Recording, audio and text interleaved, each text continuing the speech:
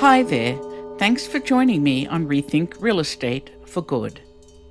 I'm Eve Picker, and I'm on a mission to make real estate work for everyone. I love real estate. Real estate makes places good or bad, rich or poor, beautiful or not.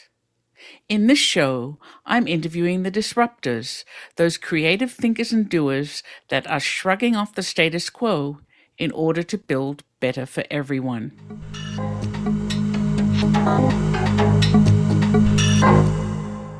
Atif Qadir is a serial entrepreneur, but that's not where he started. Trained as an architect and urban planner, Atif decided pretty early on that what he wanted was to work his way up the ladder, from servicing developers as an architect or builder to being one. So he started developing his own small properties, and as his frustrations with finding project financing grew, so did his entrepreneurial ideas. He launched Commonplace, a fintech platform with a mind to create a marketplace for emerging developers and investors. Dating for development projects.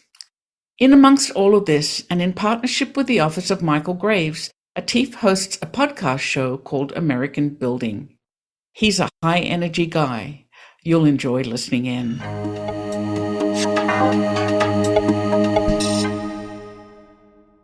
Hey, Atif, it's really good to have you on my show today. Thank you so much for having me on, Eve. Oh, yes, it's going to be fun. So you have a very multifaceted resume, lots of fingers in many pies, but your background is fundamentally architecture and planning. And then you went on to get an MBA at Columbia. What prompted you to transition from a registered architect to entrepreneur? Sure. So the job that I had before going to business school was at Turner Construction, doing construction management for huge projects in the New York area. And for me, I had thought that going from architecture to construction was higher up in the food chain. I'd actually be making decisions. When I realized that as a construction manager for a developer, I still wasn't making any decisions. I was executing on decisions, but I was telling the architect what to do. So I sort of had moved up in the food chain, but not quite to the decision-making power center yet. So I knew there was a few more steps I had to go. And what was the top step you were attaining to acquire? At that point, I think it was being a developer, but then not to bury the lead, I realized that even being a developer is not the top of the food chain because now you're answering to the investors. So, and the bank, most importantly. Always the banks, right. But anyway, you can definitely, as a developer, you have more control over more aspects of the project, right? Not just, and that's a lot more fun, right? I think it's a lot more fun. I would say the way that I describe being a developer in the context of, say, jobs or roles that are easily understood is I think a developer is a lot about being a project manager, an accountant, a janitor, a babysitter, a therapist, a divorce lawyer, like all of those things is all the skill set of being a developer. Oh, I would add artists to that. Oh yeah, artists, of course, yeah. So it's easy to forget that one. You've got to use that side of your brain to really envision things, right? If you're going to do a good job of it, right? Of course, yeah. I think that there's this great quote that I saw on LinkedIn. There's a gentleman named Tyler Sumala who does coaching for architects about how to think and how to present themselves with the value that they bring. And I think there's a lot of similarity between what I'll say for architects and developers. Basically says teaching an architect is like teaching a baker how to bake every bread that's ever been made before and how to make every bread that could potentially be made in the future and not teaching them how to run the bakery. That's essentially what an architect That's actually a pretty good analogy, yeah. And I feel developers are maybe like a shade similar to that too. That's true.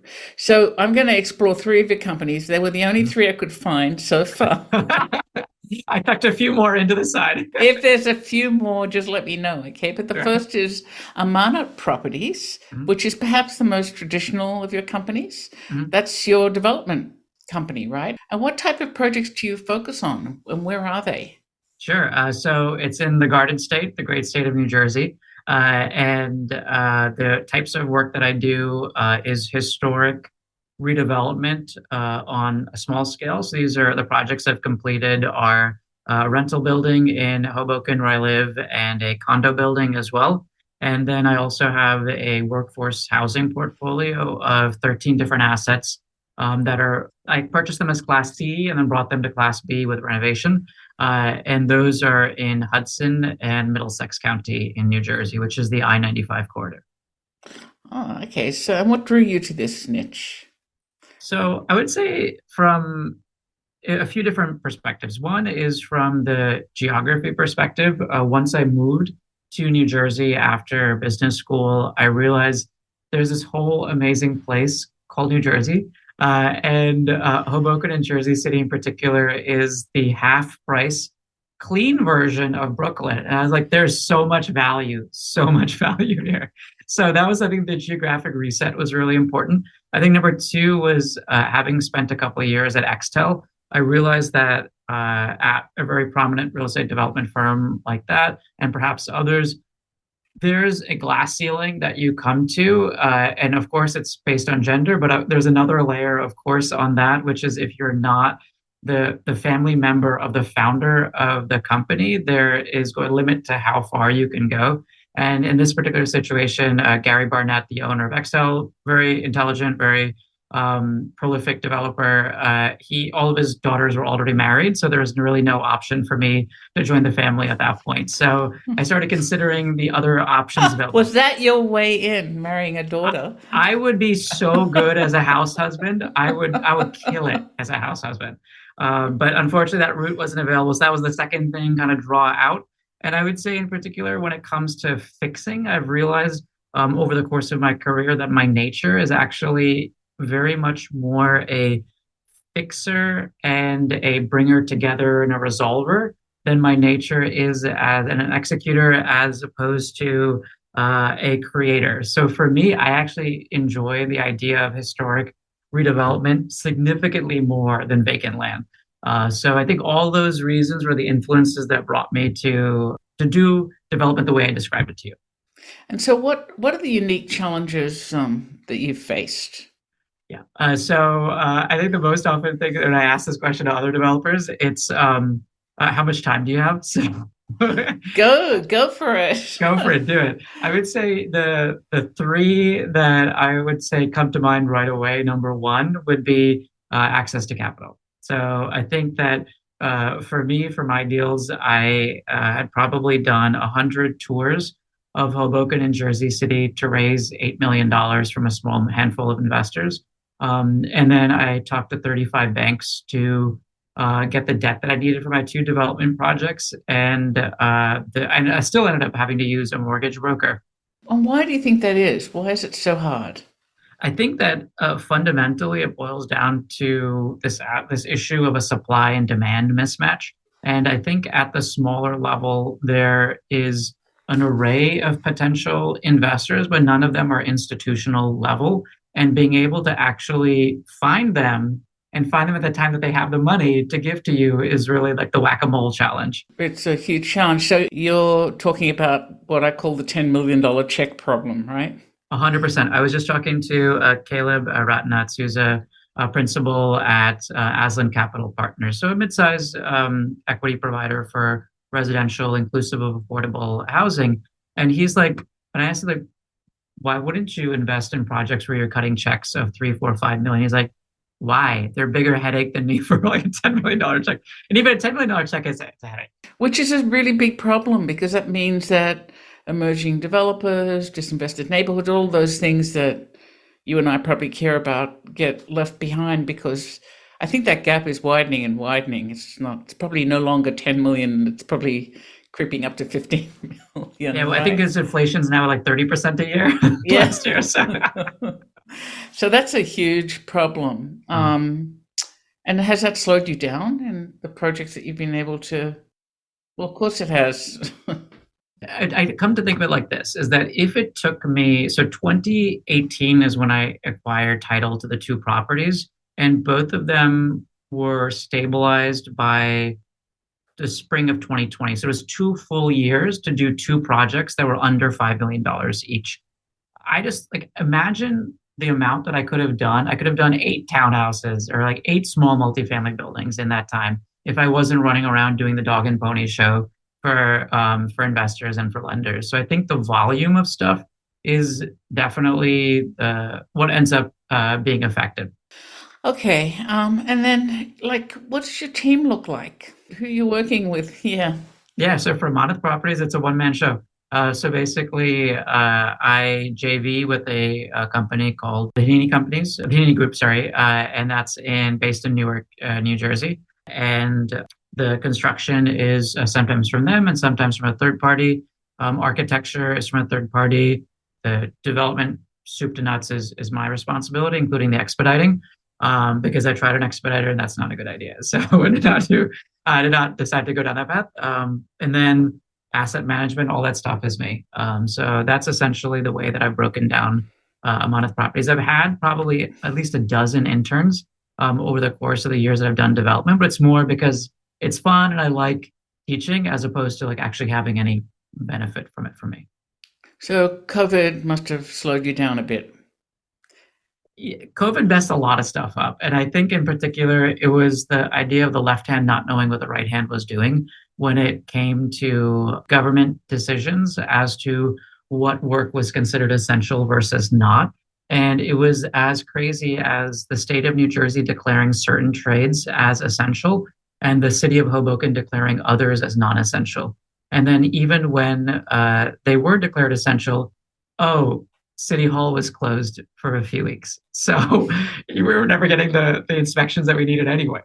So I think that was the biggest frustration. The banks, I thought my banks they were patient. My investors were incredibly patient. It was the municipal approvals and all of that stuff. That was the problem.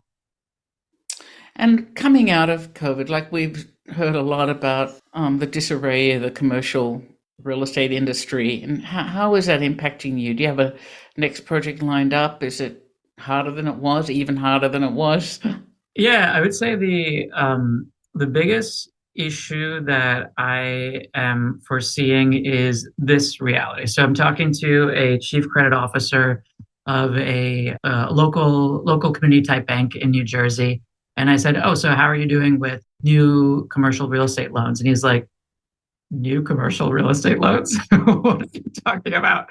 And I was like, "No, like seriously, aren't you deploying capital?" He's like, "Only for perm and only to people that we've done business with before that have a significant amount of cash at our bank. That's it." And that type of a response I heard, maybe a slightly more liberal like version of that from a super regional bank that I do a lot of business with. And then from the Wall Street and the larger banks, the community development banks that are operating in this space, for them, it's generally business as usual. But the issue often is that the checks under 10 million, like there's no use of, like they can't do them anyway. Before they wouldn't do them and now they wouldn't do them. So Yeah. I think it's the evaporation of options, which is the issue right now. And I think coming forward for the next 2 years, it's not going to get any better. Not going to get better. Yeah, there's about $1 trillion of commercial real estate debt coming due, dominantly in office and retail, and dominantly held by regional and community banks. So that the lender that would lend to people like us, no, they're not. They're bigger issues now. Right. It's pretty difficult times. Mhm. That's really depressing, Atif, but it's really true. And I think the bank collapse earlier this year is also going to Mhm. make lending even harder because now experience will count even more. So it makes it very difficult to start a career in real estate. I feel like experience is often the catch-all term to incorporate many shades and variations of biases together, because the quintessential, probably many of our colleagues when we were together at the small scale developer forum that Jim Hyde runs in Philadelphia, the last one, is that is the chicken and the egg problem. How is it possible to have a diverse group of developers in this country when your requirement is to have done 50 projects already? So unless you were born coming out of the womb with 50 projects done, how would one even do that? Yes, it's a very big problem, very big problem. Let's move on to the second company, which is Mhm. now called Commonplace, Mhm. which I think probably, I'm guessing, addresses some of these issues. So what does Commonplace do? What is Commonplace? Sure. So Commonplace is not a real estate development company or an investment company like a Monmouth Properties. It's a technology company, and it's one that's considered a startup. So we have venture capital financing, and what our mission is to help impact developers be able to access capital more easily in order to do the good work that they're doing. So we're a team of six based in New York, and our focus is on making double opt in qualified introductions between impact developers as well as capital providers. That's our first product. And from there, we're building out a suite of other activities and initiatives and products that we hope to release in the next couple of months. Interesting. How far along are you with the product? How many introductions have you made? So we're about 150 a week is where we're at right now. What we're starting to now do the assessments from the past quarter of how many went to first conversations, how many went to second conversations, and how many went to term sheets. And I think over the next quarter, we'll be able to reassess that as well. But essentially, what we're approaching the problem from the perspective that the issue isn't necessarily technology, and technology is the accelerant of something like this, but the issue often is simply the relationship not existing. So from that perspective, we're taking actually, frankly, a low-tech approach to the introductions and then implementing technology in different layers to make that accelerated. And we're actually seeing this as the test case for us to be able to deploy something that is more robust and more technology native, which we're calling capital applications. And that's a product that we're excited to launch with six capital providers in the next couple of months. Oh, interesting. So when did you start Commonplace? So Commonplace, we started in its original iteration in 2020 as Redist, which was a software as a service company focused on data related to economic development incentives. And then Commonplace, we relaunched as Commonplace in May of this year. What prompted you to reimagine it? So, I mean, I thought when I was banging my head against the wall and capitalizing my deals that, gosh, it must be economic development incentives that are going to solve all my problems. And I was like, these are really hard to figure out and find and learn and get. So why don't I put all the information together and it'll make my life a lot easier and probably that of developers. So we did that. We gathered all the data related to 6,000 different incentives in 13 states. We curated all the content and wrote that up in a way for developers to understand. And we piloted that with 250 companies. We had paying customers. And often what we heard from our customers and from the folks that piloted our product was, this is great. Could you help us find debt for a new construction multifamily project in Detroit? Because we don't know any community banks in Detroit that want to fund new construction right now. Or like another classic one that we heard was, I have all the capital from my 80 different sources for a repositioning of a historic hotel in a majority minority neighborhood in Chicago, but we just need another $1.5 million of equity, and we don't have any more friends and family to go to for $10,000 checks. Could you help us find some more equity? My favorite one was a developer in New Jersey who had said, "Oh yeah, we'd love to get debt. Help. We need help with debt besides the incentives." And he's like, "You're a licensed architect. Could you also design our whole development for us too?" So you adding in design services? Oh no, I'm not going back to that one. And also, it's been so long since I got in CAD. But generally, the three people that I'm describing all were of a similar style person, which was a mid-size impact developer that was developing in a majority minority area. And we realized like the similarities again and again. And that's what made us take a pause, spend a couple of months, do a bunch of research interviews, go through our notes again, and figure out how we want to address the same problem in a different way. Really interesting. Well, that brings me to the final one of the three I know about, and that's called the podcast, American Building Podcast, which you host. Tell us about that and what motivated you to launch it. Sure. This was motivated by the magic of LinkedIn. The new CEO of Michael Graves Architecture and Design, his name is Joe Fury. He's he has the three letters after his name. It's not AIA, it's CPA. And he's probably the most fascinating Interesting. head of a design firm that I've seen because he's no nonsense. It's like let's get to the point. And I think particularly for firms that are going through transitions where their founders have passed, particularly when it's a very iconic founder, it is not in every case, but I think it's a challenge I've seen in several different places to transfer the business development responsibilities to the new generation. So, long story short, Joe was following a bunch of my LinkedIn posts that I did when I left Extel. Because I mean, given I wasn't developing, because I couldn't find the equity and the debt fast The enough, capital, yeah. so I had to fill the rest of my time doing something. So I was making LinkedIn posts. And Joe saw this and he was like, "Hey, you seem like a really interesting guy. Would you like want to come and just grab coffee?" I said, "Funny enough, I'm actually at my parents' place, which is like 5 miles away from your office. Let's meet tomorrow morning for coffee." So I met him, and then I invited him to a panel that I was hosting at the Harvard Real Estate Symposium on entrepreneurship and intrapreneurship within our industry. And then we just started on the way up. We were just like talking a lot about how does he as a firm reach out to a new generation of potential customers who are now in their 30s and 40s, leading development firms all across the country. And we had said, both of us listen to podcasts. Let's just do it. Let's figure it out. So we basically came up with our plan, what we wanted to do. We dug into our virtual Rolodexes of friends in the city. And the thesis that we wanted to bring was, let's talk to a new generation of developers, the ones that you don't see on the cover of the Real Deal, the ones that you don't see on every single industry panel. Though, and you know exactly what I'm talking about, all of Mm-hmm. those people. So that's what we started with. And I think we really kind of struck a chord with people. We got some really great guests on. Like Vishan Chakrabarti from practice for PAU, great architecture design studio, Marion Gilmartin, Melissa Birch, a whole set of people that are really amazing. Our 75th episode we recorded yesterday with Keith Rand from Mill Creek Residential. So yeah, that's basically the path. And what have they told you?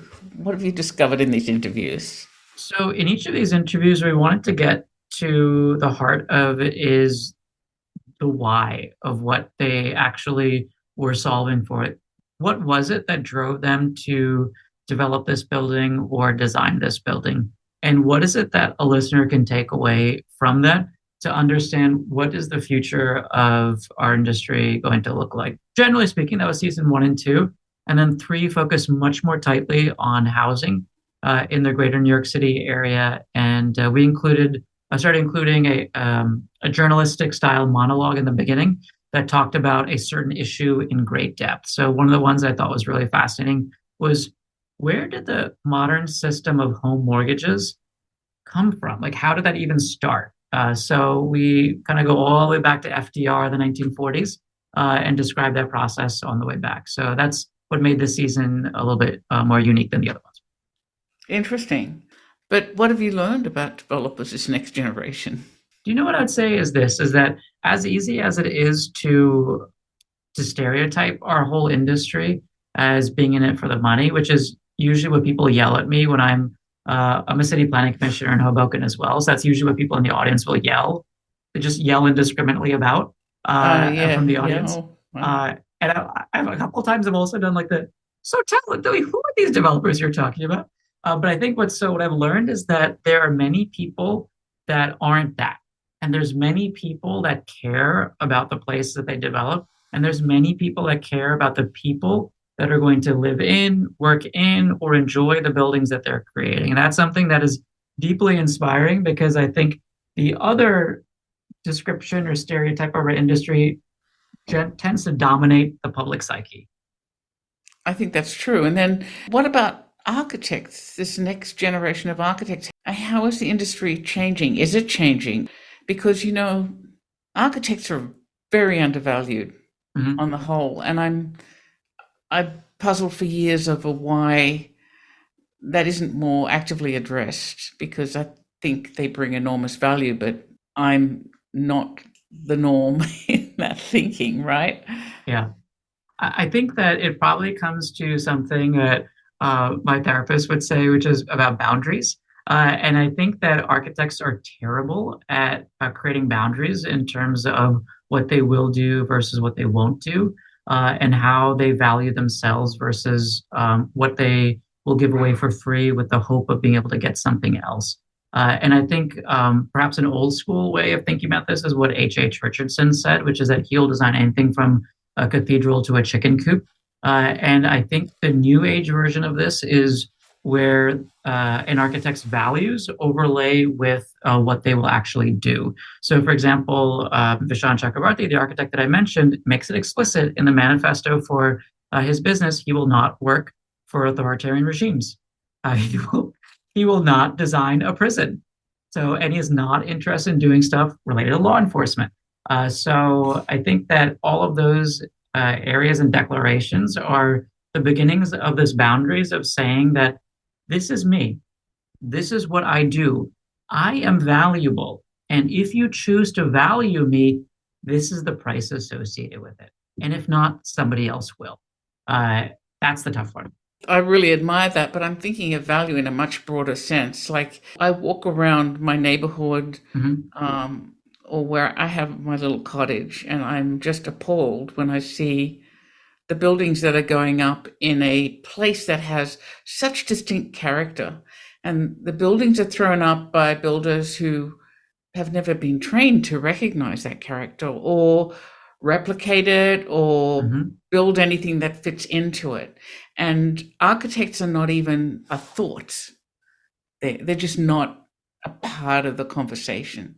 And so we end up with really wonderful places being just ruined over time by an unwillingness to think about what it means to put up a building and the space it creates. And I'm appalled when I talk to people about this who don't know what architects do, saying, but they're so expensive. Why would I need one? The builder can do that for me. I'm just puzzled at why the architecture industry hasn't been able to find a way to talk about its value broadly. Yeah, I think that there is this element of elitism. Elitism. I think this idea that poor people don't deserve nice things, and architects don't work for poor people. And I think what I think about is also the minimization of our trade by the increasing presence of legality and fear of lawsuits throughout every aspect of our industry. So I think the AIA has done a wonderful thing by codifying contracts that our industry uses as our norm for both owners, architects, and contractors. And builders. Yeah. And I've read those contracts as a principal. Like I've needed to read all of those contracts when I'm hiring a contractor. And I'm like, gosh, architects, we've really backed ourselves into a corner. And when I think about it, let's go all the way back to one of the greatest buildings of all time is the Taj Mahal. So the head architect, his name was Sir Ustad Ahmad Lohuri. So funny side story, he's essentially a Pakistani that designed the building in India, which is a whole other side story. But the amazing thing is that as an architect, it wasn't like he just drew the drawings and was like, okay, you do it. And if you have a problem, I'll probably sue you. Or if you want to sue me, let's go to court. His whole responsibility was everything, including the supply chain. And what I found so amazing is he was responsible for the team of people that were getting all the precious stones and all the precious materials like jade from China, tourmaline from the Middle East, all of these different things. And they all spoke all these different languages. And he was responsible for all of that. And I think that owning of the whole process is what allows architects to truly be maximized in their value in the way that you're describing. Yes, but I still puzzle over how that's ever going to be brought into, everyday lives, because streets, neighborhoods, blocks are ruined by poor design. And then we all get to enjoy that. I mean, there's some avenues, let's think. So, I mean, it's not like us having to turn the clock all the way back to I guess that would be the 1400s when the Taj Mahal was built. Maybe I'm off by a century too, something like that. But I mean, the idea is citizen commission. So I think participatory democracy, in some ways, is a very good thing. And I think having planning commissions and zoning commissions and historic commissions can have positive benefit there. I think perhaps another one that's not a fully baked idea, but the idea of perhaps making real estate more accessible from an investment perspective. I think there's a really beautiful thought process around that. And then I would say, You mean like we're doing at Small Change? exactly, yes, Oh, yeah. That's how you build wealth, right? completely. And I think that there should be the way that the SEC thinks about and regulates funds at a larger level. I think being able to think through and structure and support the great work that Small Change is doing, and people that are looking to invest at the smaller scale, sounds like that's something that's worth effort from a legislation perspective and maybe even a funding perspective, rather than huge amounts of money thrown at infrastructure to the tune of billions of dollars through the last two major Right. bills in the Biden administration. So, what was your favorite interview ever, and why? Okay, so my favorite one ever, and I love all my babies. All my babies are wonderful, all my episodes. But my one that I think of in particular is the episode I did with Louis Shump, who's a creative director at Gensler, on the subject of the West Side Pavilion, which is Google's new headquarters in Los Angeles. And it's a conversion of the mall that was featured in Clueless, the movie, into a mixed-use office complex. And as part of that, we talked a lot about the goals of Google and I guess you could say the largesse of a large company like that to be able to promote good urbanism at a large scale. And then one area that we explored is just reeling it back. How did America get so many malls to begin with? So both of us are amateur historians. And what are we going to do with them now, right? I have an aunt, a great aunt who is from Toronto that I'll see in a couple of weeks. And every time I see her, she has the most creative ideas of what to do with. She's not even in the real estate industry, but she has the most creative ideas. And the one that she said near like a decade ago, like far before the pandemic, she was like, "Hey, Atif, basically what I do every day is I drive to the mall and all the other Indian aunties, we just walk around the mall together. And then sometimes we have to go to other places to pick up our grandkids. And we have to go to other places to drop them off. And then we come back. Wouldn't it be great if there was like the mall just became my house, and then the daycare was there too, and then my son and daughter just lived nearby? Like, wouldn't that be cool?" And I'm like, "Oh my God, you hit on it right there. That's it. That's what malls should be. Multi-generational housing." If you want to live in that environment, that is. Because I'm not sure I could do it. Okay, so one final question. Unless you have another company you want to explain to me. Any other companies? I would say no, I'm good for now. We'll say 3. You're good for now. Okay. So one more question, and that's what's next for you? Good question. So we're for Commonplace, we're coming up to a fundraising milestone. So we're excited about that, and we hope that that'll allow us to expand our product offerings, our vision, our scale, and bring on some more great talent to help us do that. And I think that there's a couple other ideas I have in the works in my head. One of them is the investment portfolio that I have, and scaling that perhaps to a much larger scale, allowing folks to be able to invest in workforce and affordable housing more easily on an individual level. That's probably something a bit separate.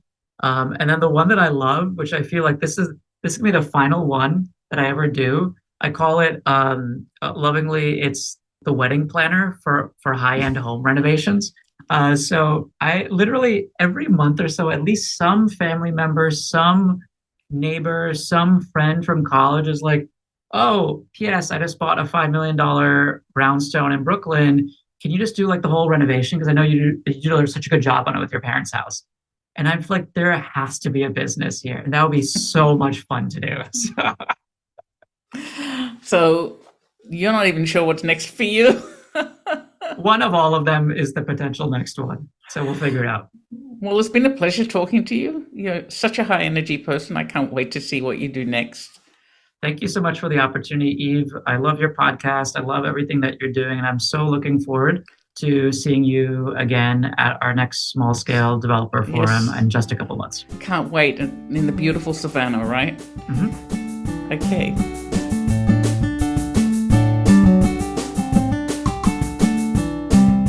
I I hope you enjoyed today's guest and our deep dive.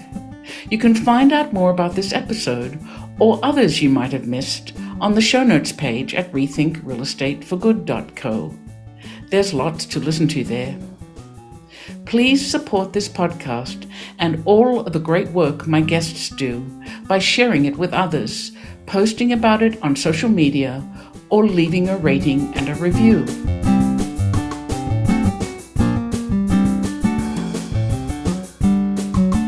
To catch all the latest from me, you can follow me on LinkedIn. Even better, if you're ready to dabble in some impact investing, head on over to smallchange.co, where I spend most of my time. A special thanks to David Allardyce for his excellent editing of this podcast and original music. And a big thanks to you for spending your time with me today. We'll talk again soon, but for now, this is Eve Picker signing off to go make some change.